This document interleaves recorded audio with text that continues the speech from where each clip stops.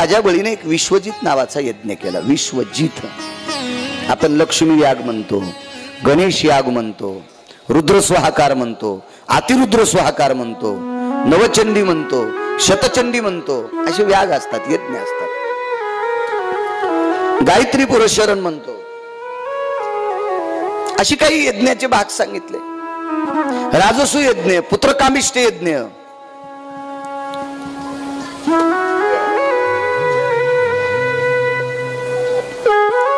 विश्वजित, विश्वावर जय प्राप्त करण्यासाठी यज्ञ केला.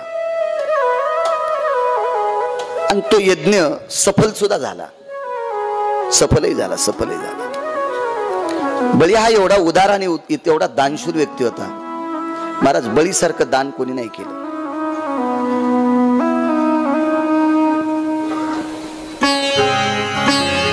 दातृत्वाच्या बाबतीत एक कर्ण एक दानशूर आहे. दानशूर कर्ण. कर्णाच्या जीवनात वृषाली नावाची पत्नी प्राप्त झाली. फार सात्विक जीवन जगलेला व्यक्ती म्हणजे कर्ण. फार सात्विक, फार सात्विक. महाराज, या विश्वाच्या पाठीवर पंढरीतल्या मालकांनी कर्णाला एवढा त्रास दिला, एवढा त्रास दिला. पण कर्णाला देवानं त्रास दिला की कर्ण हसायचा. श्रुतीने विचारलं, का हसता? ऐक ऐक ऐक, जगाचा बाप पठ्ठ्याला त्रास देतो, याच्यापेक्षा श्रेष्ठ कोण आहे?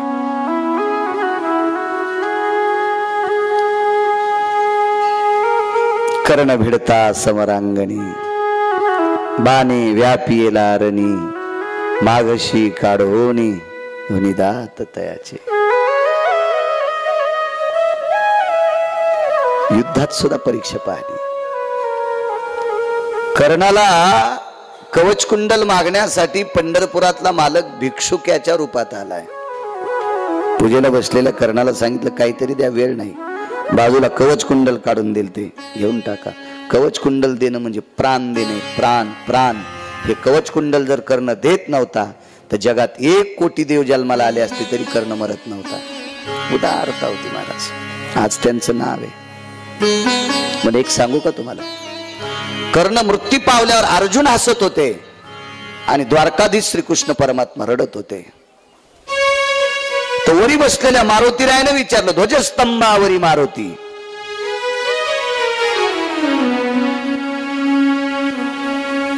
वानरू शब्द आहे.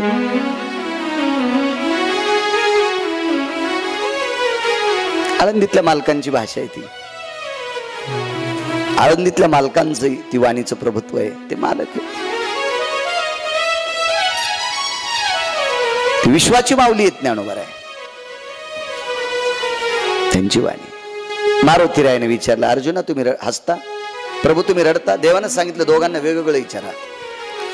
अर्जुनाला विचारलं, अर्जुन कर्ण मृत्यू पावल्यावर तुम्ही हसता. माझा शत्रू गेला याच्याकरता हसायलो. मुळात शत्रू नव्हता, अर्जुनाचा भाऊ होता, पण माहित नव्हतं. माझा शत्रू गेला याच्याकरता मी हसतोय.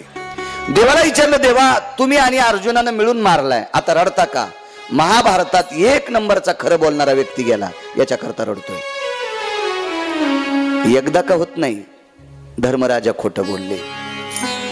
वदविले मुखे नारायणे धर्मा, अंगुष्ट त्या कर्मा साठी गेला. म्हणून धर्मराजा ज्या वेळेला स्वर्गाला गेले त्याला धर्माचा अंगठा गळून पडला होता. खोटं बोलण्याचं एक कारण. आणि एक चुकीचं दान केलं. एका भोयाला एक आना दान दिलता. भोयानं त्याचा धागा आणला आणि फाटलेलं जाळं हिंडलं. वाचणारे मासे बंद झाले म्हणून तितकंच पाप लागलं आणि अंगठा निघून गेला. खोटं बोलायची वेळ येऊ नये म्हणून विदुर काका गावाच्या बाहेर राहिले. आणि जीव गेला तरी हरकत नाही, पण खोटं बोलायचंच नाही. तो फक्त कर्ण होता. कुंती सांगती देवाला, कर्ण तो पांडव रे पहिला. दुर्वासाच्या कृपादाने 5 मंत्र दिधले त्याने. मंत्र सूर्याचा जपला, कर्ण तो पांडव रे पहिला, नाही रे वस्त्राने झाकिला, कर्ण तो पांडव रे पहिला. शपथ अभंग्या गात्यातला जरी असेल तरी शपथ आहे.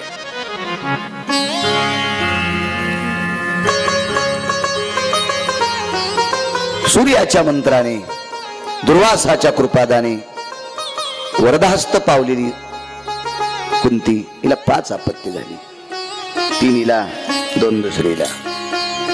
माद्री आणि कुंती या दोघी जणी. कुंतीला कळालं, उदाहरणार्थ सांगतोय, कर्ण आपला मुलगा आहे, पण कर्णाने सांगितलं आई भावाला सांगू नकोस बरं. हे कर्णा, तू पांडवाच्या बाजूने लढणं नाही, कौरवांना शब्द दिला याच्यात खोटं नकोय. तू शक्तिशाली आहे, पांडव हारतील, ऐक म्हणे आई. मी जर खोटं बोलून पांडवांकडे आलो, नियतीचा फटका बसला तर आम्ही साईला साई मरू. पण मी जर कौरवाकडून राहिलो आणि पांडव जर हारले तर पांडव मरतील, कौरव जिंकले तर मी वाचेल. तुला एक का होत नाही पुत्र शिल्लक आहे, आणि आदा कदा कौरव हारले तर मी मरेल, तुला 5 पुत्र शिल्लक आहे. कोण्याही बाजूने तुझ्याच बकिटात चेंडू आहे, तू काळजी करू नकोस आहे, तुझी कुश खाली राहणार नाही. महाराज, आईचे डोळे पुसणारा जगाच्या पाठीवरचा एक व्यक्ती, त्याचं नाव होतं कर्ण.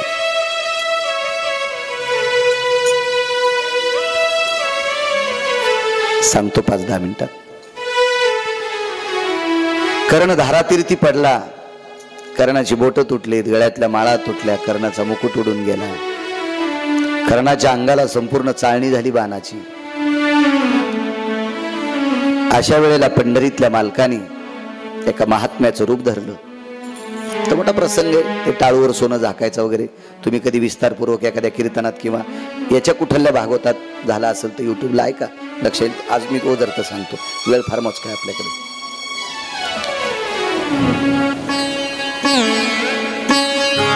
कर्ण ज्या वेळेला धारातीर्थी पडला, संपूर्ण युद्धाची शांतता आहे, जिकडे तिकडे निघून गेले. ज्या वेळेला कर्ण धारातीर्थी पडलेला होता, त्यावेळेला पंढरीतल्या मालकाचं अंतःकरण दुखत होतं, अंतःकरण रडत होतं, डोळे रडत होते. एका महात्म्याच्या रूपामध्ये युद्धभूमीच्या ठिकाणी भगवान प्रगटले आणि आवाज दिला, आहे का कोणी दाता?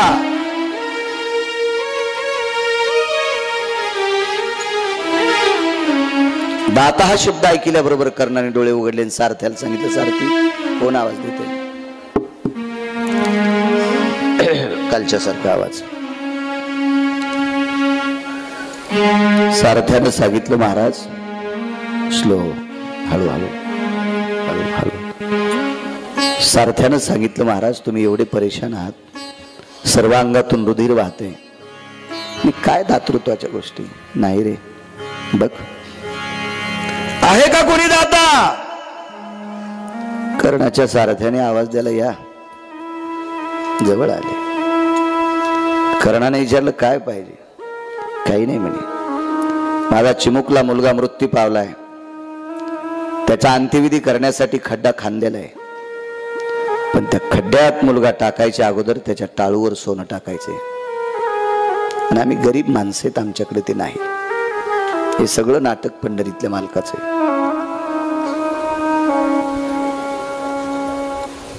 मी सांगत नाही, पुराण सांगत.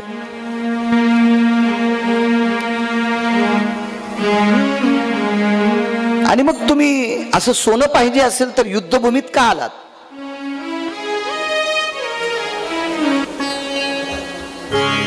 तुम्ही एखाद्या गावातल्या राजा महाराजाला श्रीमंताला मागायचं असतं? नाही म्हणे, मी आतापर्यंत खूप फिरलो, पण मला एकाही श्रीमंतानं काही दिलेलं नाही. मग युद्धभूमीवर तुम्हाला कोण देईल? मी एका व्यक्तीच्या अपेक्षेने आलतो. या युद्धामध्ये कर्ण नावाची एक दातृत्ववान व्यक्ती आहे, मी त्यांच्याकडे आलतो. कर्णाच्या डोळ्याला पाणी आलं आणि त्याने विचार केला, आपलंच नाव घेतलं. कर्णानं सांगितलं, राजो महाराज मीच कर्ण आहे. साधूच्या रूपात आलेला देव हात जोडले, माफ करा कर्ण महाराज, मला माहित नव्हतं तुमची अवस्था झाली असेल. येतो मी, येतो येतो. आणि मागायला आलेल्या साधूच्या रूपातला देव ज्या वेळेला वापस फिरतो त्यावेळेला कर्णाच्या लक्षात येतं. सारथ्याला विचारलं, आपल्या जो काही सोनं आहे का रे? नाही म्हणे, बोट तुटले, गळ्यातले अलंकार गेले, मुकुट निघून गेला. माझा मुकुट कुठं असेल? देऊन टाकू. आता मुकुट सापडतोय. आजूबाजूला कितीतरी मुकुट पडले होते, पण कर्ण दुसऱ्याचं देतच नव्हता ना, असलं तर स्वतःच. दुसऱ्याचं एकदाच दिलं, दुर्योधनाच्या पत्नीच्या अंगावरचे दागिने. त्यावेळेला जगाचा बापच आलता मागायला. आपल्याकडे काही दिसत नाही महाराज. कर्णानं सांगितलं आहे, कर्णाचे दात सोन्याचे होते, बसवलेले नव्हते, उपजताच होते. कसे आले असतील, का आले असतील, विज्ञान मान्य करतंय का करीत नाही, त्याच्याशी काय घेणे. पुराण सांगतंय. आणि पुराण हे गोट्या खेळणाराची जहागिरी नाही. पुराण हे तात्विक लोकांचा संग्रह. पहावे पुराणी विचारोनी, देहूतल्या मालकांचं मत आहे. आता दात द्यायचे कसे? कर्णानं सांगितलं, अरे बोलवत्या महाराज. कशाला? या म्हणले, या. तुम्हाला सोनं पाहिजे ना? हो. महाराज म्हणले, इथं कितीतरी लोकांचे मुकुट पडलेत, अंगठ्या पडल्यात, पण मी ते उचलणार नाही. महाराज चांगला होता, दुसऱ्याच्या वस्तूला हात लावणारे नव्हते. आता पंढरपुरातला मालक महाराज झाला म्हणलं, ते काय साधा महाराज असेल काय? त्याचं भजन करणारे इतके नाटक करायले, तर तो किती नाटक करीत असेल याचा विचार करा ना. मोस्ताईनच नाटक त्याचं भजन करणारे किती नाटक. त्याचं भजन करणारा साधू होत असतो, तर त्याला कसा साधू होता येत, त्याला कसा किती नंबरचा साधू होता येतं याचा विचार करा ना. तो किती टोकाचा साधू असेल. देव म्हणलं काय बघायचं का? नाही म्हणले, आपण कोणाचं घेणार नाही म्हणले. कर्ण म्हणले, मीच देतो. कुठे तुमच्याकडे सोनं? कर्णानं सारथ्याला सांगितलं, सारथी, बळीच्या दातृत्वाने सांगतो. कर्णानं सारथ्याला सांगितलं, सारथी, मी जितकं माझ्या वृषालीवर प्रेम केलं, ज्यांनी मला सांभाळलं त्यांच्यावर प्रेम केलं, माझ्या पुत्रावर जितकं प्रेम केलं, तितकं प्रेम जर तुझ्यावर केलं असेल तर तुला या मालकाची शपथ आहे, भातोड्यातला बाण घेऊन, तीर घेऊन माझे दात पाडा. महाराज एवढं प्रेम करणाऱ्या मालकाचे दात कसे पाडायचे? पण शपथीत बांधून टाकलं. आणि सारथ्याने कर्णाच्या तोंडात तो तीर अडकवला आणि कटकन असा वाजल्याबरोबर दात पडल्या गेली. ती बोट तुटलेला हात असा जवळ घेतला आणि तोंडातली दात आपल्या हातावर टाकली आणि समोरच्या महाराजाच्या रूपातल्या नारायणाला सांगितलं, घेऊन टाका. तर तो देव होता, देव चतुर, देव चतुर. त्यांनी सांगितलं, रक्त लागलेलं धन मी घेत नाही. चोरून आणणे साधूचा धर्म नाही, पडलेली वस्तू घेणे साधूचा धर्म नाही, मागणे हा साधूचा धर्म आहे. आपल्याला नसेल तर मागून घ्या. चोरणे पाप आहे, उचलणे पाप आहे. आणि रक्तरंजित धने, त्याला अशुद्ध रक्त लागलंय, रुधिर लागलंय. आयुष्य 2 मिनिटाचं शिल्लक आहे. कर्णाच्या डोळ्यातून पाणी आलं, ते मरणाच्या भीतीनं नाही. देवा, अरे आतापर्यंत जी वस्तू मागितली ती सगळ्यांना देत आलो. देवा, तुला कवच कुंडल दिलेत रे, पण मरता मरता एका महात्म्याला दात दान करण्याचा योग आलता. काढवाला श्रीमदात काय पुण्य कमी पडलं का रे कर्णाचं? कर्णानं हात अलीकडे घेतला, युक्तिवाद सुटला आणि डोळ्यातून आलेल्या पाण्यानं दात धुतल्या गेले. डोळ्यातल्या अश्रूनं दात धुतल्या गेले आणि मग ती दात धुवून पिवळ्या डळ सोन्यासारखी, सोन्याची दात चमकत होती. साधूनं तोंड फिरवलं होतं. आयुष्य राहिलं होतं 30, 40, 45 सेकंदाचं. आवाज दिला, महाराज वापस फिरले, हातावर हात टाकला, दात टाकले आणि प्राण सोडून दिला.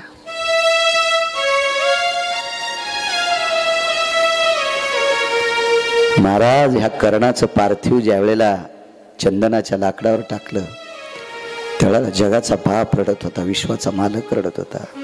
रमा, लक्ष्मी, एक खरं बोलणारा व्यक्ती गेला. सत्य बोले मुखे दुखवे अनिकाच्या दुखे, हीच विष्णूची महापूजा अनुभव नाही. उदार कर. तसा बळीराजा, बळीने यज्ञ केला. बळीच्या यज्ञामध्ये जेवणाऱ्याला सोन्याचं ताट होतं. थोडस काही गोष्टी बळीच्या व्यावहारिक बाबतीत चुकल्या. त्याचं कारण सांगतो. जेवणाऱ्याला जर सोन्याचं ताट फुकट असेल तर या पवित्र भारत देशातली जनता काम करणार नाही, निरुपद्रवी होईल. म्हणून हे काम चुकीचं आहे. म्हणून बळीला पाताळात नेऊन बसवणं हे अत्यंत गरज.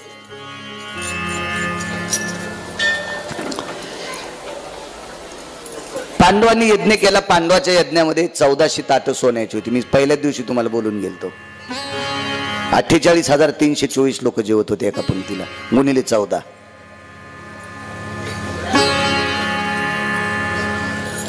मला तरी वाटत नाही महाराष्ट्रात नव्हे भारत देशात पांडवासारखा अन्नदान करणारा भारत देशात पुन्हा जन्माला येणे शिल्लक नाही.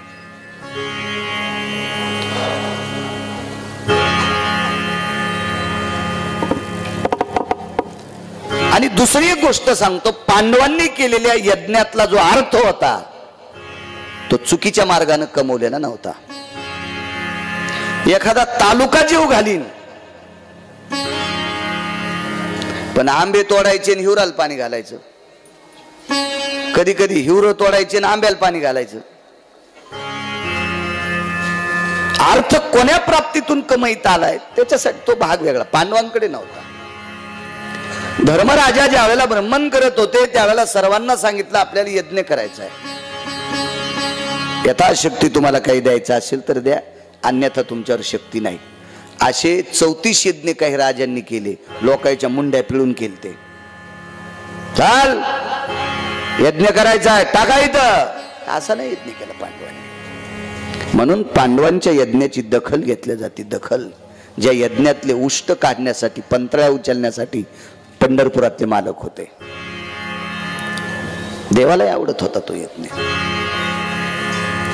सात्विक मार्गाने कमवलेलं धन आपण पंगतीत खर्च केलं तर त्याचं आगळं वेगळं पुण्य शिल्लक राहतं.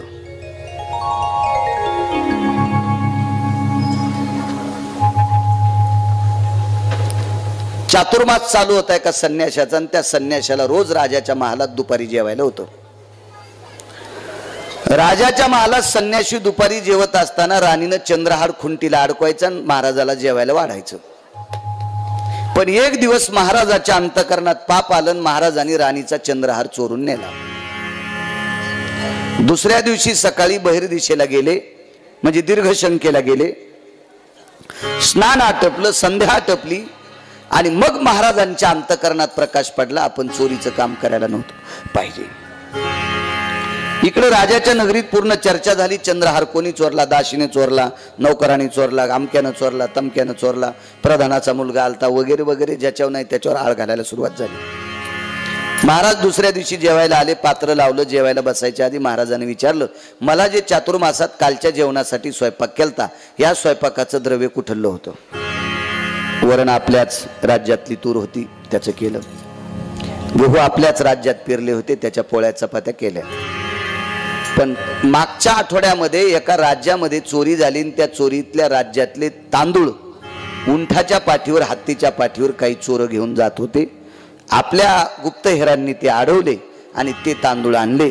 चोरांनी नेत असलेले चोरीचे तांदूळ संन्याशाला खाला दिले. ते पोटात गेल्यामुळे त्याच्या अंतकरणात चोरेकर्माचा भाव निर्माण झाला आणि राणीचा हार चोरला. तुम्ही जसा हार खाता तशी बुद्धी तयार होत असते. सगळ्यात माणसाचे विचार बदलीत कोण असेल तर आहार बदलीत आहे. तुम्हाला एक सांगू का, आमच्या लोक काजू देतेत, बदाम देतेत, पिस्ता देतेत. खरं तर मी शेंगादाण्याला काजू म्हणून खाणारा माणूस. आपल्या काय काजू स्वप्नात येतील का? मी शेंगादाण्याला काजू समजून खात असतो.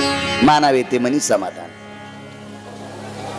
आम्ही या अवस्थेला, या टोकाला, इतक्या विचित्र परिस्थितीतल्या माणसांना तुम्ही ताट भरू भरू काजू ठेवायचे. मोत्या धानोऱ्याला गेले, पावडे तुम्ही साक्षीदार आहेत, मारुती तू साक्षीदार आहेस. 200 लोकायला अंजीरसह फराळाचं होतं नंदू पाटलांकडं. आहेत काही म्हातारी माणसं साक्षीदार आहेत त्या गोष्टीचे. मग हा जो आहार आहे का, ही पचवायची ताकद शरीरात लागते.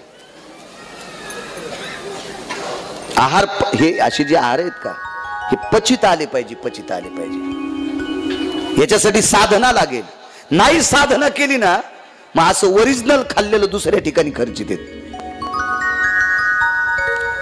त्याच्यामुळं ते पचिता पण आलं पाहिजे, पचवता आलं पाहिजे, पचवता आलं पाहिजे. चला, पांडवांनी यज्ञ केला, त्यांना ताटं होती सोन्याची सगळ्यांना जेवायला. यज्ञ आटपला, यज्ञाचा एक ताटाचा कोपरा कमी झाला, एक कोपराच फक्त ताटाचा. हे ताट कोण्या महाराजाला दिलं तर त्याच्यावर नाग निघलं, गिरगावचे बाळू महाराज. मी नव्हतो म्हणा, पण लोकांना राग येईल म्हणून माझ्यावर घेतो. मी कुठं त्या काळात होतो का, तितका पुण्यवान आहे का पांडवाच्या यज्ञातला प्रसाद खाला. पण या पंक्तीत केलेल्या स्वयंपाकावर कपिलेश्वराचं लक्ष असेल.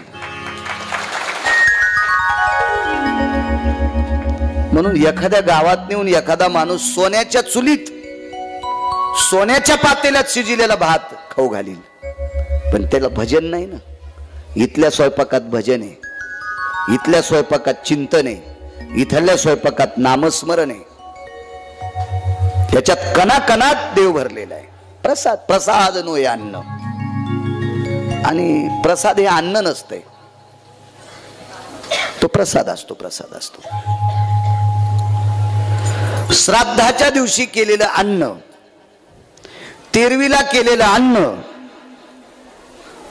उदक शांती विधीला केलेलं अन्न, वास्तूला केलेलं अन्न, मुलाच्या शांतीला केलेलं अन्न, लग्नात केलेलं अन्न आणि सप्ताहात, कीर्तनात, भागवतात केलेला प्रसाद, ते प्रसाद होऊ शकत नाही. ते अन्न आहे. आणि हे अन्न होऊ शकत नाही, हे अन्न अधिक प्रसाद आहे. म्हणून एकही भाताचा शीत ताटावर, कसल्याही प्रकारचा पोळीचा तुकडा, कोणाची बेसनाची वडी असेल, काल बालुशाही, मला वाटतं आज बेसन वडी आहे. आज कुठली पंगत आहे? मधली बेट सांगी. मला वाटतं आज बेसनाची वडी आहे ना. हो, एक कण वाया जाता कामा नये. खाणाऱ्यानं जरी खर्च केला नसेल, पण ही पंगत करणाऱ्यांच्या कोणाच्या तरी घामाचे दाम त्याच्यात पडलेले आहेत. घामाचे दाम फेडावं लागतं, फेडावं लागतं. उष्ट टाकायचं नाही.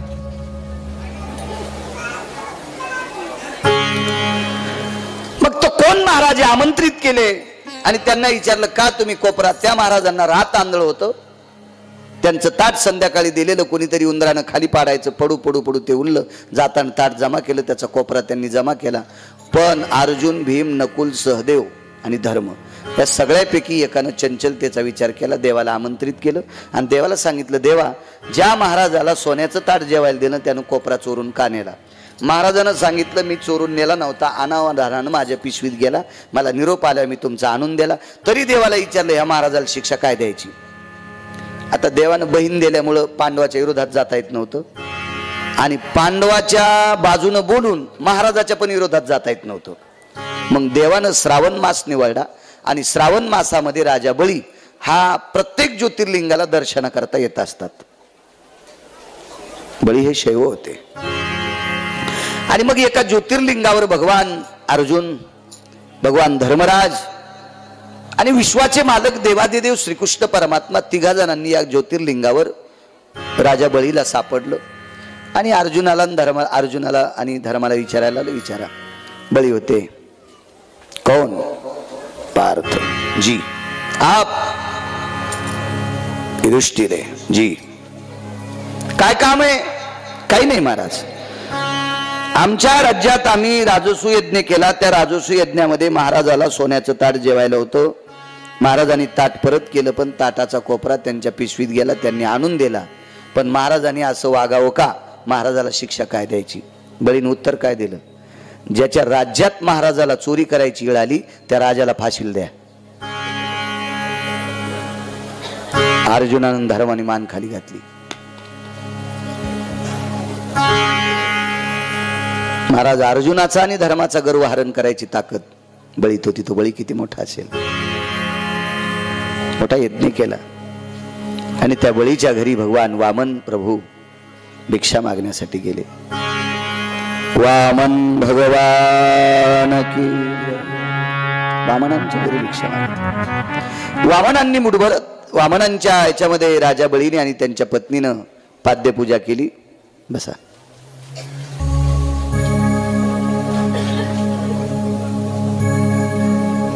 बसा बसा बसा बसा देवराव काका बसा, मामा बसा.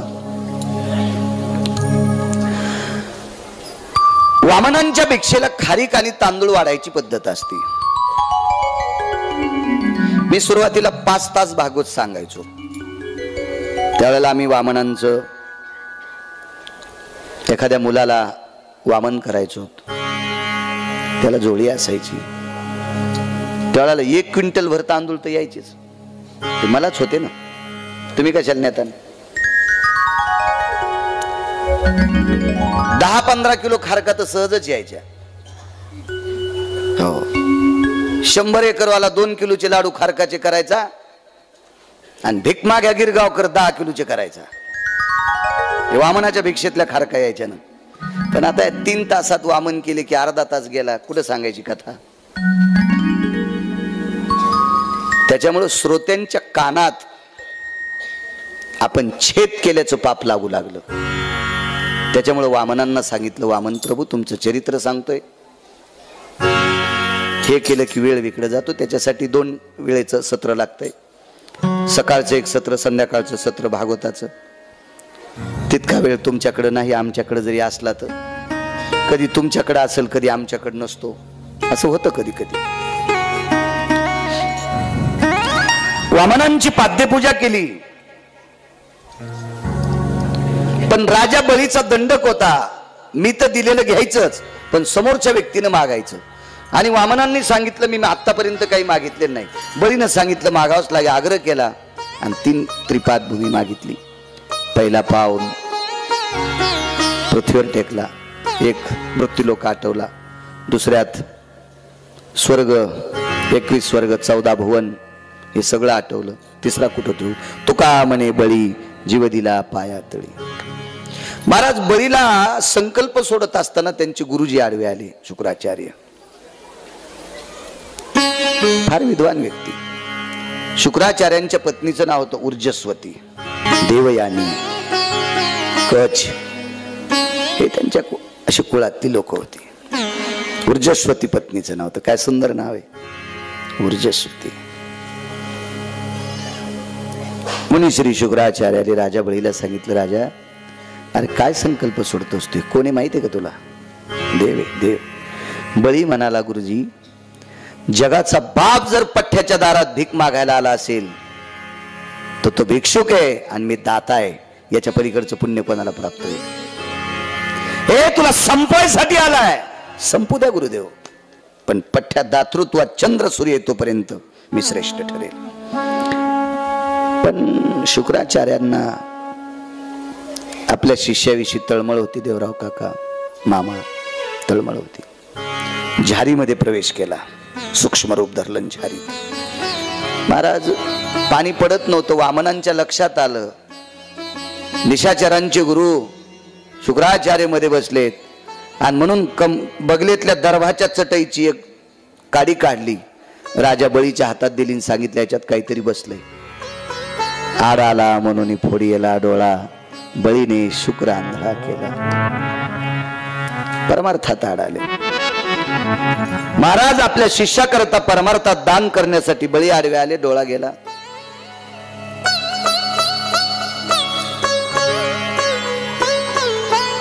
प्रल्हादे जनक बिभीषणे बंधू, राज्य माता निंदू भरते केली. आई आडवी आली प्रभू रामचंद्राला. पिता आडवे आले, प्रल्हाद आला. भाऊ आडवा आला, विभीषण आला. अडथळे असते, देवाचा पाय लंगडा असतो. आणि बळीला पाताळात घातलं. हटकेश्वर नावाच्या भगवान शिवशंकराची स्थापना आहे तिथं. आतळ वितळ सुतळ तळातळ रसातळ पाताळ आणि बलींचं वास्तव्य तिथं आहे. बळी हे चिरंजीव आहेत. 7 चिरंजीवापैकी माझ्या मारुतीरायाच्या यादीतले आहेत. वामनांच्या हातात पळसाचा दंड आहे. हे क्षत्रिय कमलंडू आहे, दर्भाची चटई आहे, पायात खडावा आहेत. पळसाचा दंड हातात का घेतला? पोळ्याच्या दिवशी पळसाची धस आणत असतात. मी तुम्हाला सांगितलं, या महालयामध्ये त्याचं लाकडाची अशी पाचर काढून आपण ज्यांना पितर ठेवले त्यांच्या पायाखाली देऊन वरून पाय धुवायचे. पितृदोष शमन होत असतो. आपल्या घरामध्ये एखादा व्यक्ती मृत्यू पावला असेल, त्याचा अंत्यविधी जर चुकीचा झाला असेल तर तो दोष लागत असतो. तो दोष काढण्यासाठी 350 पळसाची पानं तोडायची. त्याला लंबाकृती असे एका धाग्यानं गुंडाळायचं. त्याला काजळाचे नागडोळे काढायचे, अशा गंगेमध्ये वाळवंटात. चौघांनी त्याचं खांदेकरी व्हायचं, त्याचं दहन व्हायचं, त्याचा 10वा 13वा करायचा. पितृदोष शमन विधी आहेत त्याच्यासाठी. देवांना पितृदोष, याच्याकरता वामनांनी पळसाचा दंड हातात घेतला आणि तो दोष शमन झाला. कारण पितृदोष लागला होता, याच्याकरता देवाचं राज्य गेलं आणि निशाचराकडे राज्य आलं. बळी खाले गेले, विश्वावरचं जयपत्र संपून गेलं आणि पुन्हा देव राज्यावर बसले. ते भगवान वामनांची क्रिया. वामन भगवान की जय. पुढे मत्स्यावतार, प्रलय झाला. त्या प्रलयातून मुक्ती होण्यासाठी पुढे मत्स्यावतार झाला. सुखदेव सांगतात, राजन, भगवंताची ही दशावताराची चरित्र फार मोठी पावन आहेत. ज्या वेळेला सृष्टी हिरण्यक्षानं घडी करून बगलेत नेली, त्यावेळेला भगवंताला पुन्हा सृष्टीची निर्मिती करावी लागली. जलप्रलय झाला, त्यावेळेला भगवंताला माशाचं रूप घेतलं. एका नावेमध्ये सर्व जीवसृष्टी टाकली आणि भगवंतानं त्या जीवसृष्टीचं रक्षण केलं. मत्स्य भगवान की जय. पतिव्रतेने आपल्या पतीची सेवा करायची. पतीची सेवा न करता जर देवाची पूजा करीत असेल तर त्याचं पाप आहे. मला असं वाटतंय, मालक जर वेळेत कुठं जायचे असेल त्यांचा डब्बा करावा, त्यांचे जे सगळ्या गोष्टी आहेत त्या गोष्टी देऊन मग जर कपिलेश्वराला पाणी घालीत असेल तर त्याचं पुण्य लागेल. ते दाताचं पाणी गिळीत घरी बसला, त्याला नेहरीचा पत्ता नाही आणि ही इथं बेल वाहली, कवडीचं पुण्य नाही. तुमचं मन ग्वाही देत असेल की आम्हाला पुण्य. रिकामा नाही कपिलेश्वर, मानत नाही तो आशांना. कपिलेश्वर नाही मानत, नाही मानत. सांगू तुम्हाला, मालकाची इच्छा पूर्ण करण्यासाठी एका बाईनं स्वतःचं शरीर जाळलं. तिच्या मालकाची नित्य नेमाची इच्छा होती भगवान कपिलेश्वराला चिताभस्म अर्पण करायचं. त्याला शबर म्हणतात. शूलिलामृत ग्रंथामध्ये चरित्र वाचा, लक्षात येईल तुम्हाला. आणि आवाज दिला. त्या दिवशी तिथे कोणी मृत्यूच पावलं नव्हतं. चिताभस्म म्हणजे मेलेल्या माणसाची राख, जाळलेली राख. कोणीच मृत्यू पावला नाही. मग स्वतःचं शरीर पेटवलं. महाराज भगवान कपिलेश्वर विश्वनाथ प्रगट झाले. त्या शबराला विचारलं, काय देऊ? देवा, तुम्हाला चिताभस्म समर्पित करायचा नियम आज मोडत होता, पण माझ्या धर्मपत्नीनं तो नियम जिवंत ठेवलाय. ती पत्नी मला परत पाहिजे. भगवंतानं ती परत दिली. महाराज आपल्या मालकाला मदत करणाऱ्या स्त्रीला कपिलेश्वर मानतात. कोणाला नाही.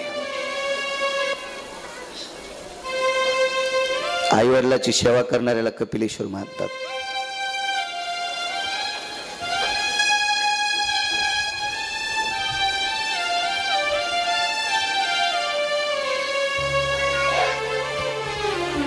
मोठ्या माणसाचं वाक्य सांगतोय.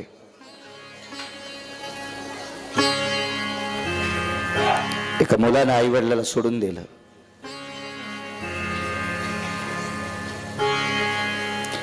एखाद्या वेळेस भागवतातली कथा कमी झाली तरी होऊ द्या, पण असं ऐकत जा. आई वडिलाला सोडून दिलं, 30, 35, 40, 50, 60 एकर जमीन आई वडिलांनी कमवली.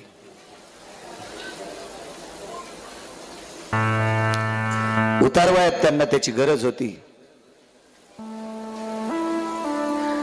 तुम्ही तुमचं राहा, तुम्ही तुमचं खा. त्याला माहित होतं यांनी काही जरी केलं तर ही संपत्ती संपत नाही, पण सेवा करायचं सोडून दिलं. गावातला प्रतिष्ठित व्यक्ती त्यांना आमंत्रित केलं. दादा बघा आमच्याकडं काय करायचं, आम्ही कसं जगायचं, आम्ही मुलासाठी काय वाईट केलंय.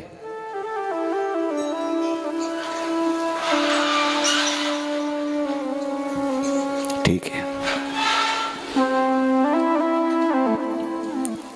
मुलगा आणि सून घरी बोलवली, यायला तयार नाहीत. मोठ्या माणसाचा शब्द कसा टाळावा याच्याकरता मुलगा आणि सून तिथे आलेली, बैठक बसलेली.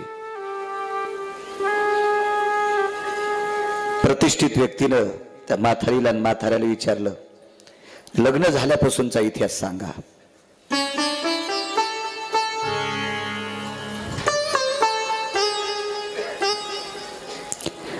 म्हातारीनं सांगितलं, मालकाला विचारा.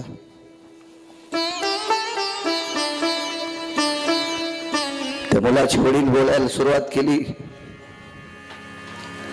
हिच्या सोबत मी लग्न केलं त्या दिवशी मला 1.5 एकर जमीन होती.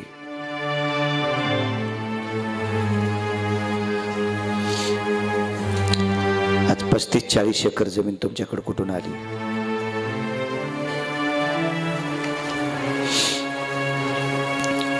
वडिलांना सांगितलं, इतकी जमीन तर घरी वाहतच होतो, हमाल्या केल्या. 100-100, 200 पोत्याची गाडी रात्र दिवस विचार न करता एकट्यानं गाडीतले पोते मालकाच्या गोडाऊन मध्ये नेऊन टाकायचे.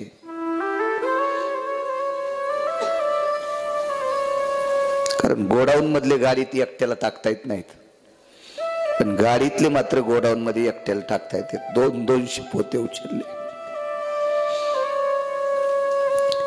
काही हमालाला 4 रुपये रोज पडला असेल, अशा वेळेला 12, 13, 14 रुपये रोज पडायचा.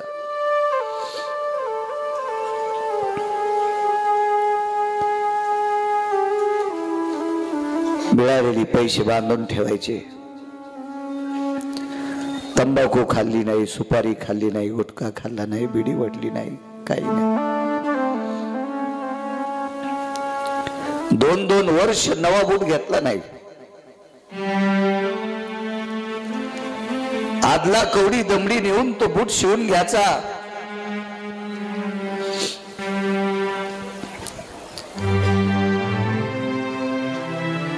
बैठकीतल्या लोकांना सांगितलं, राजे हो,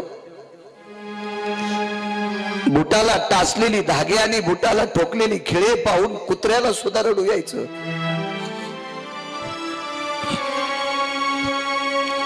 अशा परिस्थितीत संसार केला.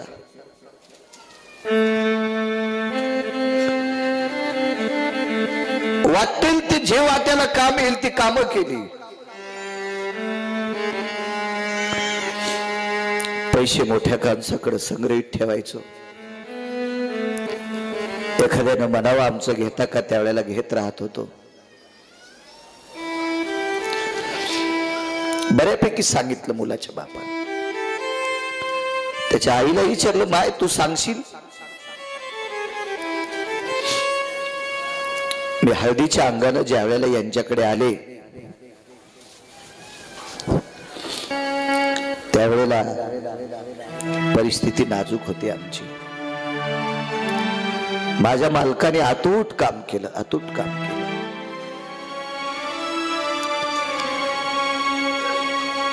माझे मालक लवकर कामाला जायचे. मी सकाळी 6 वाजता मालकाचा डब्बा करायचे.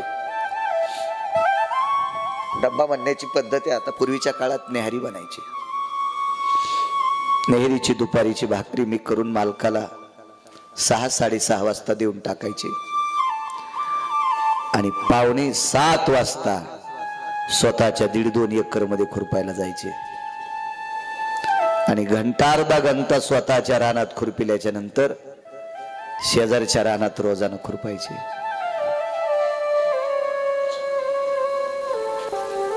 कालांतराने मुलगा झाला, मुलाला शाळेत टाकलं.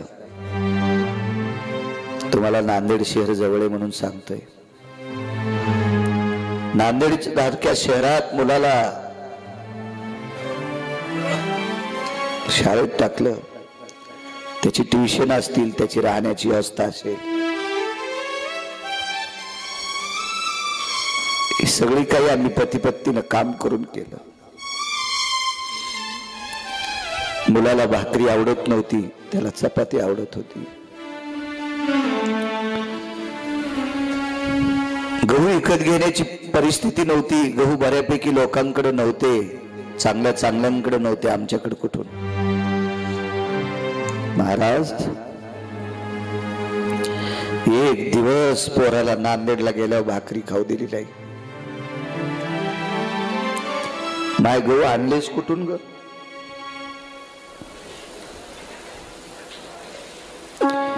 श्रीमंत माणसाच्या गव्हाचं खळ झाल्याच्या नंतर, गहू कापून घेतल्याच्या नंतर त्या गव्हाचा सर्व पार जात होते.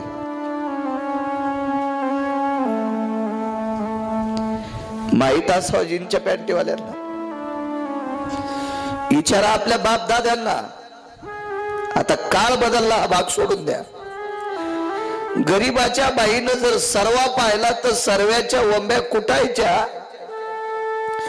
4 वाजता गहू पाकडायचे, उधळायचे आणि त्याच्यातले अर्धे गहू रानाच्या मालकाला द्यायचे आणि त्याच्यातले अर्धे गहू घरी न्यायचे.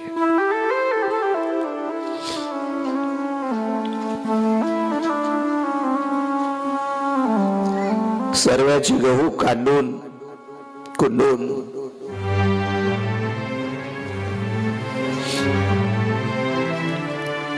ती गहू दळून एका लहानशा पिशवीत त्याचं पीठ भरून ते नांदेडला सुपूर्द करायचं. बाईनं केलेली आपल्या जीवनातली यात्रा कष्टाची सांगितली, बापानं सांगितली, याची साक्षीदार ऐकायला सून होती. गावातल्या प्रतिष्ठित लोकांनी मुलाला विचारलं, सांग खरं आहे का? हो.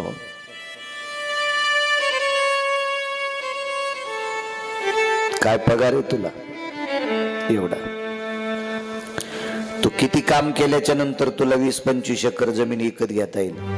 नाही म्हणले, घेऊ शकत नाही. अरे रात्री बेरात्री हमाल्या करून ज्या बापाने अब्जावधीची प्रॉपर्टी तुला कमवून ठेवली, त्या बापाला सांभाळा वाटत नाही, त्या माईला सांभाळा वाटत नाही. तू कपिलेश्वराला पाणी घालून काय फायदा आहे रे? तू पंढरपुरातल्या मालकाला मंजुळा वाहून काय फायदा आहे रे तुला? एक विनंती करील, गिरगावच्या बाळूचं एक वाक्य तरुणांनी लक्षात ठेवा. काही करू नका, कुठेही देवाला जाऊ नका. एखादा महाराज जर तुम्हाला बोलला तर त्याचा माझा नंबर त्याला देऊन टाका, मी पाहतो त्याची सोय कशी पाहायची. तर पण तुम्ही तुमच्या मायबापाला जीव लावा, त्याच्यासारखी तपश्चर्या जगात दुसरी कुठली नसेल, त्याच्यासारखी साधना जगात दुसरी कुठली नसेल.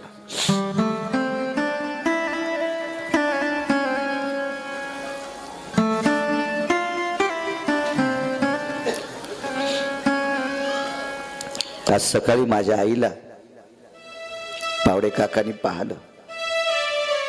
मारुतराव तुम्ही पण होते. थकलेलं शरीर एक काटक आहे, फकीरराव महाराजांना माहित आहे. मी कधी कधी रागावतो, माझे कपडे धुवू नकोस ग, पण ऐकत नाही. ताकद सांगू का? दूर जर कीर्तनाला गेलो असेल 4 वाजेपर्यंत गाडी आली नसेल तर 2दा उठून खिडकीतून बाहेर पाहणार.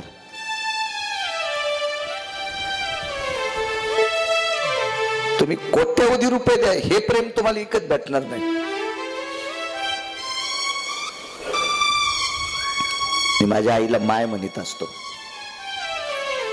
माय म्हणतो तिला. माय नाही सापडणार हो श्रीमंती, नाही. फार मोठं प्रेम आहे ते. चला, राजा शर्यतीच्या पत्नीच्या लक्षात आलं आपल्या मुलीच्या चुकीनं साधूची डोळे फुटली.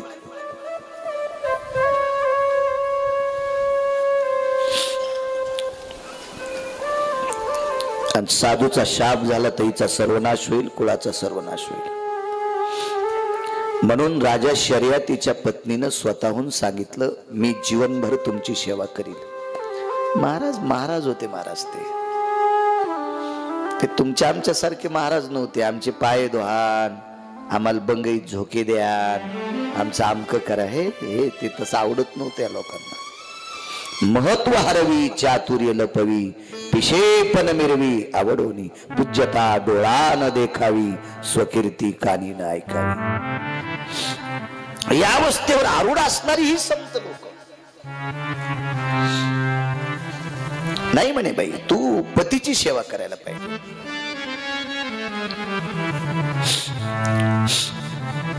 आमची सेवा करण्यात तुला काय पुण्य. ठीक आहे, राजाने करायची नाही, राणीनं करायची नाही.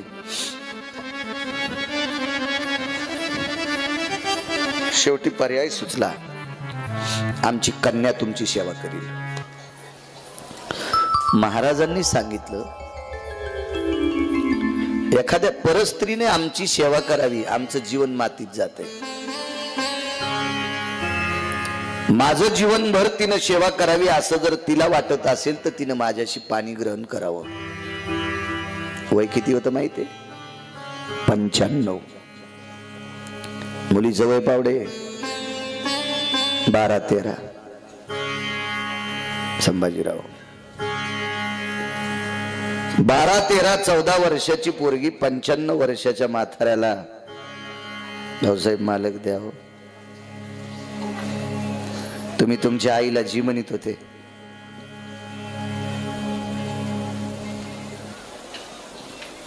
तुम्हाला एक सांगू का माझ्या देहूतल्या मालकांचं वाक्य, माय बापाची सेवा करणारा दिसला तरी गायीची सेवा केल्याचं पुण्य प्राप्त होते. आणि माय बापाच्या विरोधात गेलेला दिसला की गाय कापल्याचं पाप लागते. 100 वर्ष जगल्या तुमच्या आई, वरी गेल्या वरे. पण आईनं आवाज दिल्याच्या नंतर आईला काय नाही म्हणायचं, जी म्हणणारी व्यक्ती. तेव्हा सज्जनाचे माप चाले वाऱ्या हाती. मला कोणीतरी सांगितले, मला काही तुमचं गाव माहित नाही, घर माहित नाही, मी तुम्हाला फक्त परवाला इथं पाहिलंय. इथं जो कोणी आई वडिलाची सेवा करीत असेल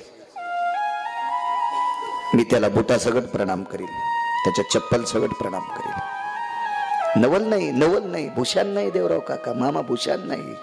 माझ्या देहूतले मालक आई वडिलांची सेवा करणाऱ्याला नमस्कार करायचे. नमो तया माता पित्याचे पालन, आणि नमो त्या वचन सत्यवदे.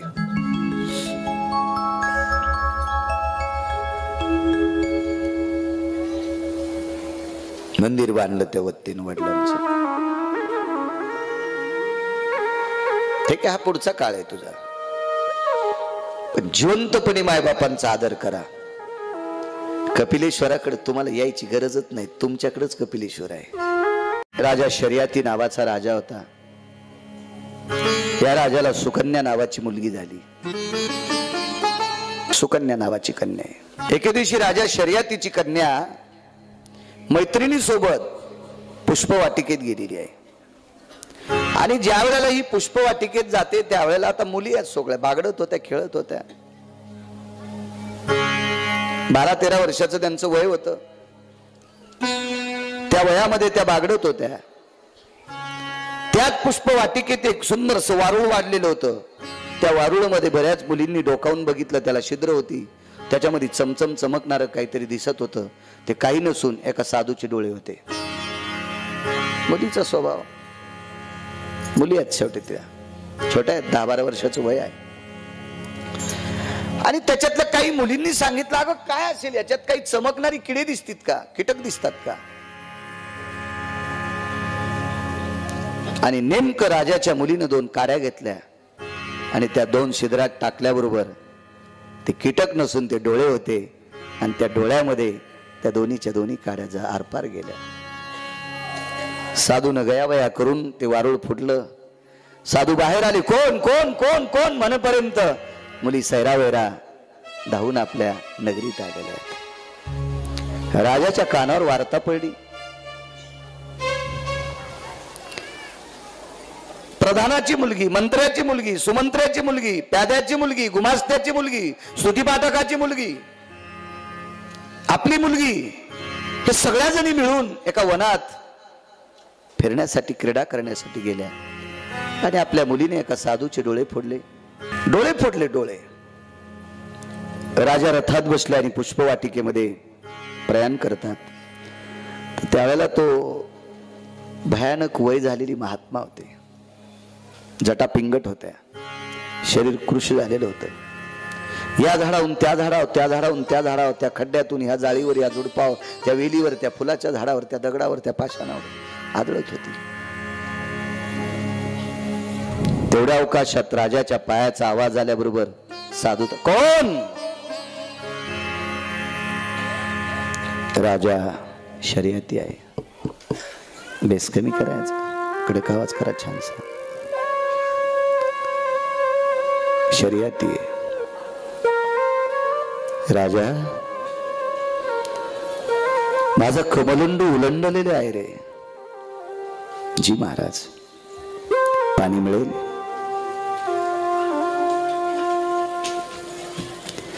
राजाने विचारलं, पाणी तुम्ही अंजोळीमध्ये मागता, प्यायचंय? नाही राजा, नाही. विश्वाच्या मालकाची साधना करत बसलेल्या एका साधूचे कोणी डोळे फोडीत? हातावर पाणी टाक, मला संकल्प सोडायचा, त्याच्या कुळाचा सर्वनाश हो, असा मला शाप द्यायचा आहे. राजाच्या पक्क लक्षात आलं, डोळे आपल्या मुलीनं फोडीत.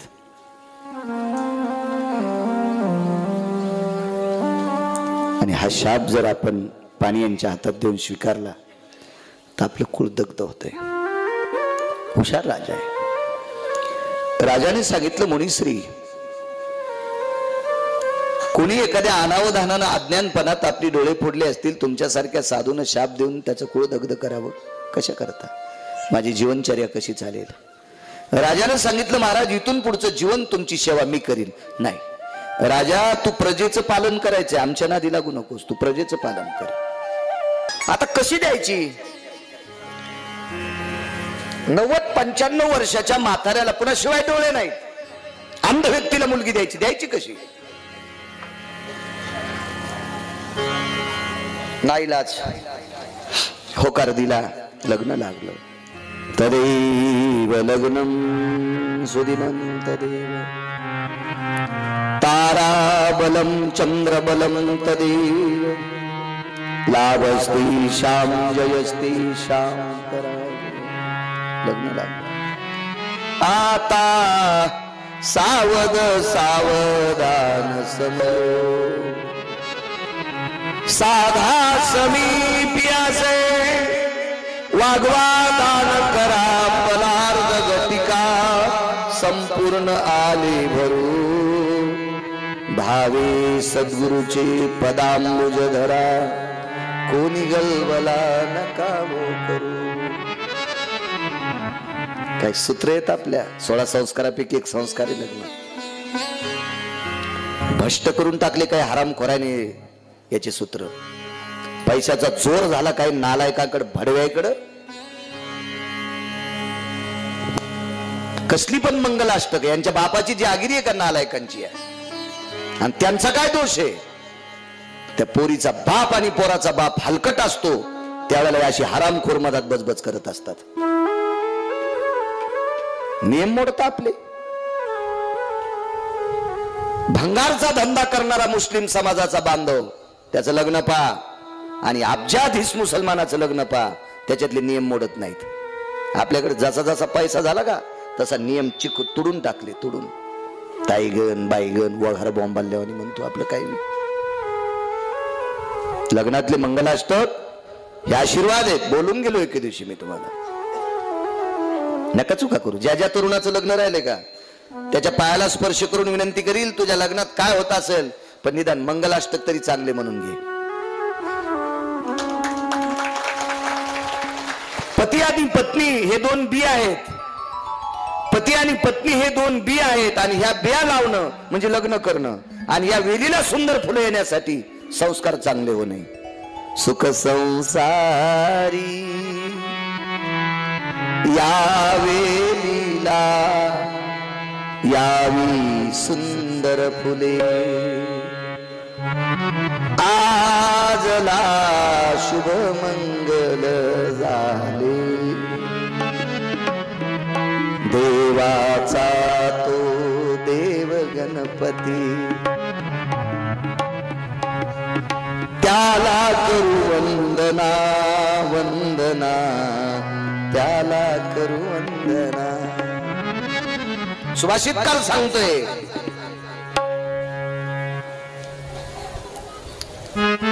एक गायनकार एक पद लिहिणारा सांगतोय, या वेलीला यावी सुंदर फुले. सुंदर फुलं आली पाहिजे.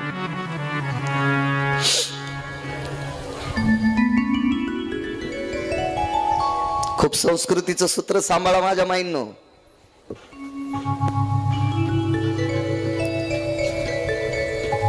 ठराविक लोकांच्या लग्नात बाया नाचतात.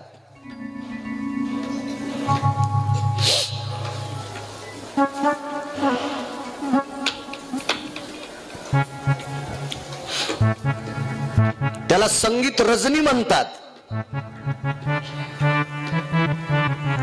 त्याच्यात एक स्वतंत्र कार्यक्रम ठेवला जातो. त्यांनी महिलांनी नाचायचं. वराड पुढे बसलेले. आवडत नव्हतं रयतेच्या राजाला. ईदभर पोटाची खळगी भरण्यासाठी नाचते अशी एक स्त्री रयतेचे राजे छत्रपती शिवाजी महाराजांना म्हणाली.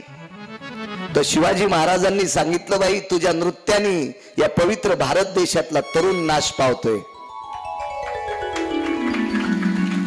म्हणून नाचू नकोस. राहिला तुझ्या ईदभर पोटाचा प्रश्न तर मी जिवंत आहे तोपर्यंत तुला सीधा पोहोचील. असा राजा या महाराष्ट्राला या भारत देशाला लाभला. आणि छत्रपती शिवाजी महाराजाच्या राज्यातल्या या देशातल्या श्रीमंत लोकांनी मुलाच्या आणि मुलीच्या लग्नात महिला नाचवावा. काय वाटत असेल ज्ञानोबा तुकोबारायांना.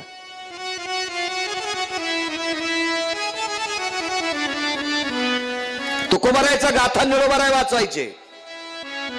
निळोबाराय तुकोबारायांचे शिष्य होते. देवाला परत करण्याची ताकद निळोबारायला. इथे तुझ लागी बोलाविले कोणी, प्रार्थिल्या वाचून आला शिका. निळा म्हणे आम्ही नोळ खोजी देवा, तुकयाचा धावा करीत असो. त्या निळोबारायाचा विरोध. मोरेसर गंगाबाई नावाची नृत्यांगणा होती. बापूसाहेबजी, त्या बाईचं नाव तर गंगाबाई नावाची नृत्यांगणा. पुणे जिल्ह्यातली 1 नंबरची स्वर सम्राज्ञी होती संभाजीराव.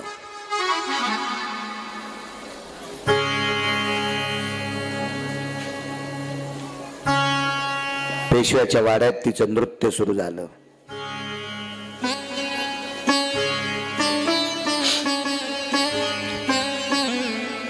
आणि पहाटेच्या प्रहरी निळोबारायचा चातुर्मासाचा गाथा पारायण सुरू झालं. फावडे निळोबारायचा स्वर ऐकल्याबरोबर गंगाबाईचा स्वर गेला. निळोबाराय कोण? ज्यांच्या भेटी करता जगाचा बाप मनाने येतो ते निळोबाराय. तिने सांगितलं काढून द्या महाराजाला. वेगात सांगतो, चुका नाही करायच्या आपण. नाना प्रकारची बास्कळ वाद्य वरी घेऊन तुम्हाला भागवतात, रामायणात, शिवपुराणात नाचवणारी खूप महाराज सापडतील. नका नाचू, महिलांनी नका नाचू. पुरुषांना मी काही म्हणणार नाही, पण महिलांनी नका नाचू. मी बोलून गेलो माझ्या माईंनो, तुम्हाला जर भजनात नाचायचं असेल तर तुम्ही तुमचा हरिपाठ सुरू करा. एक मंदिर करा, आरक्षित करा, कब्जा त्या मंदिरावर. काय कोणाची माय वेली तुम्ही सगळ्या त्या मंदिरात असल्या पुन्हा कोणाला यायची नसल मंदिर. तुम्हाला एखाद्या मैत्रिणीची बैठक मोठी असेल, 10-15 खानाची बैठक असेल, तिथं 5-25 बायकांनी मिळून हरिपाठ करायचा. टाळ डुल्लून आनंदात करा, आनंदात. पण ये नसा, तुमची माझी एक माय भजन करताना नाचत होती. बापसाहेब, तिच्या बापाला जमीन किती होती माहितीये? 12,000 एकर. पत्रकारजी गोळ्या नाही संपल्यावर माझ्या, मी वाचून सांगतो. मला ते काल म्हणले, तुमचं वय तुम्ही काय काय सांगत आहो, ते कुठून आणलंय? मी म्हणलं, तुम्ही मला कृपेनं आशीर्वाद बसलेले देता. मंगिरगावचा बाळ्या बोलतोय. तुम्ही स्टेजच्या खाली उतरल्यावर मला विचारा, मला काय सांगता येत नाही. हे तुमचा आशीर्वाद आहे. 12,000 एकर. मेवाडचा राजा राठोड राजपूत, मीराबाई कन्या नाचली, पण एकटी, दार खिडक्या लावून. ती एकटी नाचत असताना तिनं पंढरपुरातल्याला नाचायला लावलंय. कौरक एकटीला नाचायला लावतो, उतर खाले आणि मग नाच. सोयरी काली 125 हत्तीवर रुखवत आलता. 125 हत्तीवर रुखवत, 125 हत्ती, 125 हत्तीवर रुखवत आला पोराच्या बापान पाठीला की आम्हाला तुमची पोरगी द्या. ती म्हणली, मग लग्न झालं कोणासोबत? वरिले सावळे परब्रह्म. तिनं सांगितलं, विश्व ज्याच्या ताब्यात आहे त्या जगाच्या बापासोबत लग्न केलंय. फुटाने खाणारा संग कशाला करू आता? बरेच लोक फुटाने खातेत वास येऊनी म्हणून. तोंडाचा नकोय म्हणले.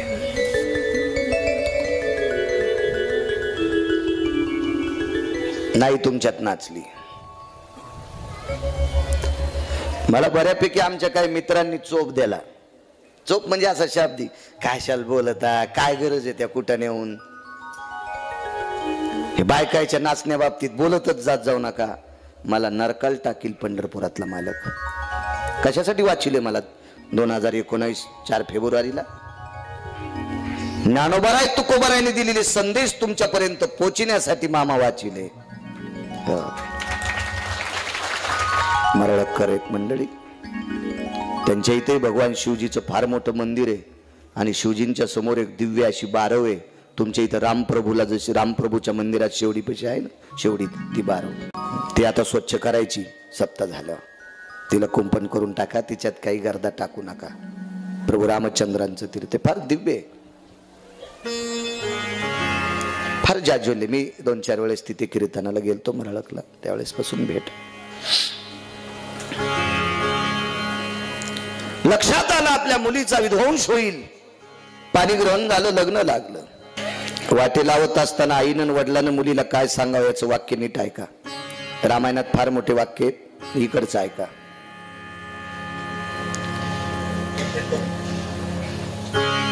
सुमुख पाहलं, ज्याला आपण सुन्मुख म्हणतो. नवरदेव नवरीच्या मधात एक म्हातारी बसत असते. त्या म्हातारीच्या मांडीवर आरसा असतो आणि ती दोघांची डोके जवळ घेती आणि त्या सुन्मुखाचं मोठं विचित्र प्रकरण असतं. त्याचं कारण कशा करताय त्याचा 1-2 मिनिटात सिद्धांत सांगतो. सुन्मुख याच्याकरता पाहायचं असते. नवरदेव नवरीचे चेहरे गुटगुटीत आहेत. नवरदेव तरुण आहे, नवरी तरुण आहे, गुटगुटीत चेहरे आहेत. पण मध्ये बसलेली जी मोरेसर जी म्हातारी असती का, तिला दात पडल्याशिवाय सुन्मुख पाहता येत नाही. तरुण बायकांनी सुन्मुख पाहाच्या मधात बचबच करी जाऊ नका. माझी भाषा थोडी गावरान आहे, मला शुद्धही फार बोलता येते, पण मला माहिती तुम्ही चांगल्या घाणानं नीट होईन तर बारक्या हातोड्यानं का नीट होतात. अशा प्रकारे मग तिथे बरं का, मग तुम्ही सुन्मुख पाहला, मध्ये मध्ये जात जाऊ नका बरं का. आणि कशाला ते करता? हे अशा चोमळ्या गप्पान तुम्ही का नीट होणार आहेत? मी असं लय बोलून पाहिलं पण गुण नाही आला. तेव्हा नाईलाजानं मला ही भाषा स्वीकारावी लागली.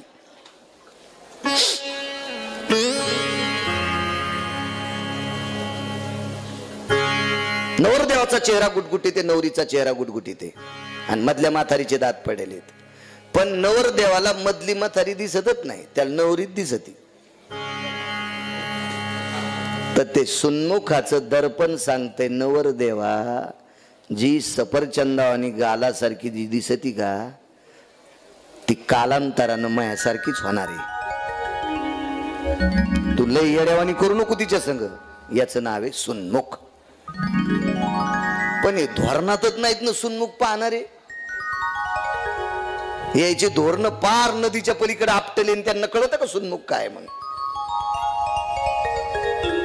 आपल्याकडचे लग्नातले जे विधी आहेत ना राजो, त्याचं नावच विधी आहे, त्याचं नावच विधी आहे. पण आपण सगळे डुबून टाकले.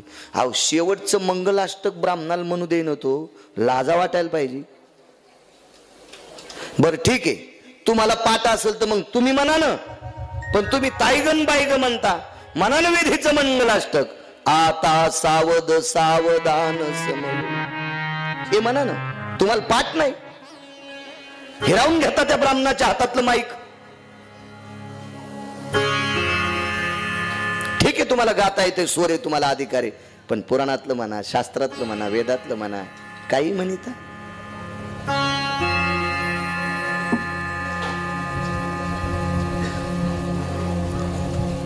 लग्नातले मंगलाष्टक माणसाला इमोशनल करून म्हणायचे गाणे नाहीत, माणसांच्या डोळ्यातून पाणी आणणारे गाणे नाहीत. ते हृदयावर आदळणारे आशीर्वादाचे प्रतीक आहेत. काही नाही बाटूर बुटूर मधात दळायचं. ते काय नियम होतो पूर्वीच्या काळात. जुन्या काळातली बाई दळायला बसल्यावर तिचे गाणे ऐकावा, वा. आताच्या भंगिऱ्यानं म्हणलेल्या भजनापेक्षा कितीतरी कोटीपटीनं तिचे गाणे चांगले होते. काही म्हणायला आपला जिपकल्यापासून तुटल्यावानी आपलं गाथ्यातलं सोडून देतून दुसरंच भडी तू कुठलं. धर्माला धर्म झाकल्या जातो, कलंक नाही, माफ करा, धर्म झाकल्या जातो. आरशावर धूळ आल्याच्या नंतर जसा चेहरा दिसत नाही. उद्या भविष्यात आपली पिढी मातीत जाऊ नये याच्याकरता आपण या चुका करायच्या नाही. मी एका गॅदरिंगला गेलो, बापूसाहेब मोरेसर गॅदरिंगला गेलो. त्या गॅदरिंग मध्ये चुकीच्या गाण्यावर त्या गॅदरिंग मध्ये 5वीच्या मुलीला नृत्य करायला लावलं. आणि त्याच्यानंतर दुसऱ्या गाण्याला माझ्या मुलीचा नंबर होता. पण ते गाणं कोणतं होतं मला काय माहित नव्हतं. मी आधीच बंद पाडलं. आणि ते गाणं तर मला आवडतच नाही. पण त्या मुली नाचत असताना त्या मुलीचे हरामखोर मायबाप खालून मोबाईल मध्ये शूटिंग घेत होते. मला याच जास्त दुःख वाटलं. ड्रेस तर सांगू शकत नाही मुलीच्या अंगावर कसे असतील. माझ्या मुलीने सांगितलं, बाबा आता पुढच्या गाण्यामध्ये माझा नंबर आहे. मी म्हणलं, बाई आपल्याला घरी जायचंय. आम्ही उठलो. गुरुजी आले, म्हणले महाराज काय नाही. म्हणलं गुरुजी नका पाप करू, नका पाप करू. ह्या चिमुरड्या 5वीच्या मुलींना जर तुम्ही अशा घाणेरड्या गाण्यावर कमी कपडे घालून जर नाचवलं तर ह्या मोठ्या झाल्याच्या नंतर कशा वागतील हे पाहण्याचे दिवस. हे वाईट नका कोणाच्या अंगावर आणू. लक्षात ठेवा गुरुजी, लक्षात ठेवा. नका करू, नका करू, नका करू. बंद पडी गॅदरिंग. त्या शाळेनं पुरेपूर बाळू महाराजाचा नियम पाळला. ते म्हणले, महाराज गॅदरिंग करण्याची काही पालकांची इच्छा असती करा. एखाद्या मुलीला छत्रपती शिवाजी महाराजांचं पार्ट द्या, एखाद्या मुलीला झाशीच्या राणीचं द्या, सावित्रीबाई फुलेंचं द्या, रमाबाईंचं द्या, मीराबाईचं द्या, जनाबाईचं द्या, राष्ट्रमाता जिजाऊबाई साहेबांचं पार्ट द्या, शंभूराजाचं पार्ट द्या. शुरत्वाच्या गाथा पुढे व्यतीत करतील. काय भास्कर गाणे. ह्या गाण्यावर या चिमुरड्या 5वीच्या अज्ञान मुली जर तुम्ही नाचवल्या तर भविष्यात ह्या रट होतील, रट होतील, उर्मट होतील आणि बाकीची गाणी म्हणण्यासाठी त्या भिणार नाहीत. महाराज बाळकडू असतं का? ते लहानपणीच पाजायचं असते. मातीत जोपर्यंत पाणी आहे का तोपर्यंत त्याला चिखल म्हणत असतात. वाक्य नीट लक्षात ठेवा. मातीत जोपर्यंत पाणी आहे तोपर्यंत त्याला चिखल म्हणत असतात. आणि जोपर्यंत चिखल आहे तोपर्यंत त्याचा गणपती करता येतो, त्याचा बैल करता येतो, त्याचा महादेव करता येतो, त्याचा पांडुरंग करता येतो, त्याची जगदंबा करता येते. पण मातीतलं पाणी वाळलं की त्याला ढेकूळ म्हणतात. बरोबर आहे ना. आणि ढेकळाला आकार देता येत नसतो. ढेकूळ पाण्यात पडला की पाण्याला गढूळ करीत असतो. म्हणून मातीचा ढेकूळ होण्याच्या आधी देवराव काका, मरळकर मामा, त्याला आकार द्या, त्याला बाळकडू पाजा. हे दुसरं नकोय. वेळी सावर व्हा, सावध व्हा. काळ विचित्र आलाय. इंटरनेट काळ आहे. एक क्षणाचा विलंब लागत नाही चूक लक्षात यायला. 40-50 वर्षापूर्वी चूक कळायला 10-10 वर्ष लागले. आता सकाळी केलेली चूक 2 तासात महाराष्ट्रात जाती. महाराष्ट्रात नव्हे, भारत देशात 2 तासाच्या आत. आणि 2% लोक मोबाईलच घेऊन बसलेत कोणाची वाट लावायची. 2% लोक हे इचके लोक आहेत. हे 2% लोक चुगलेत. हे सुरोज सावधान. त्यांना मूर्ख म्हणण्यापेक्षा तुम्ही चुकीचं वर्तन करू नका. काय कोणाची माय वेली आपल्या बाबतीत चुकीचं बोलायची. आपण चांगलं वागा. एक जण म्हणला, महाराज काय तुमचा मोबाईल आणि तुम्हाला आधुनिकता काय कळलो, काय तुम्हाला जगाचा अभ्यास. म्हणलं सोमळ्या, 2 टायमाच्या भाकरी पुरतं कळालं, इतकाच अभ्यास केलाय. मला काय तू जास्त शिकू नको. आणि तू या सगळ्या अंगाला मोबाईल बांध. तू किती मोठा हो तू मला 1 महिन्यानं दाखव. तू कोबरायला मोबाईल होता, ज्ञानोबरायला मोबाईल होता. तुमच्या मोबाईल मध्ये सगळे ग्रंथ आहेत पण तुम्हाला वया किती पाठ्यात. आणि कशाला मोबाईलचं भुसकट सांगता. तुझ्याकडे लहान आहे माझ्याकडे मोठा आहे. पाऊस आल्या डोक्यावर घे, काय करशील दुसरं तू. आणि ज्याच्याकडे आहे त्यानं चांगलं पहा. 4 चाकाच्या वाहनात बसला असताल, सकाळी गडबडीत निघला असताल, तुकोबरायचा गाथा डाउनलोड करा. 5 अभंग बसल्या बसल्या गाडीत वाचा. ज्ञानोबरायच्या 5 ओळ्या वाचा. देव कल्याण करील. कोण म्हणते मोबाईल वाईट आहे ना चांगला. पण चांगला जर पाहला तर चांगला. मुलगी वाट लावत असताना आईला कवटाळलं, बाबाला कवटाळलं. 95 वर्षाचे मालक आहेत, डोळे नाहीत.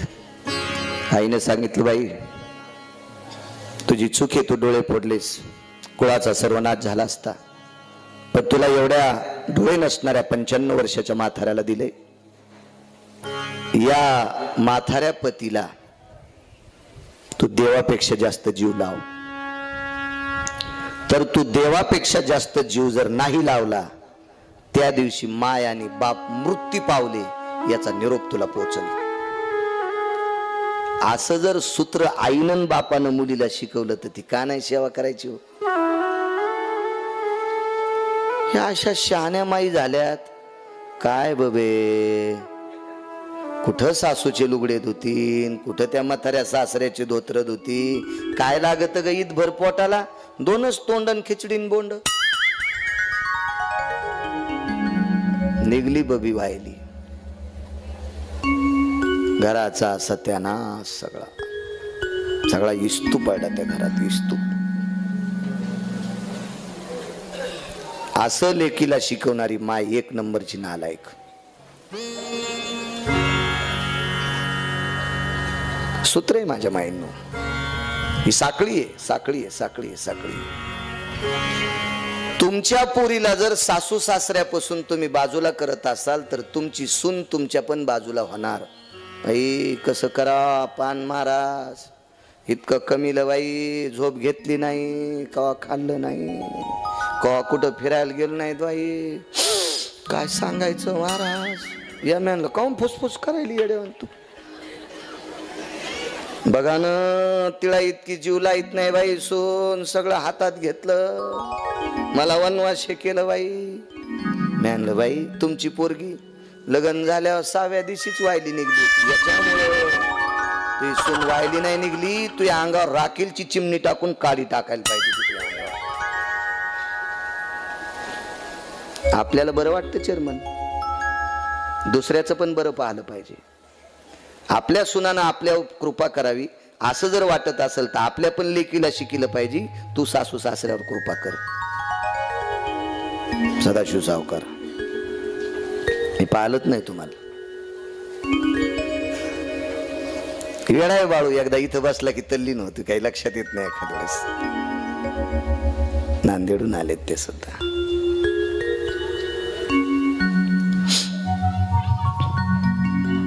गेली मुलगी 95 वर्षाचा नवरदेव चेअरमन, डोळे नाहीत, आणि 12-13 वर्षाची नवरी.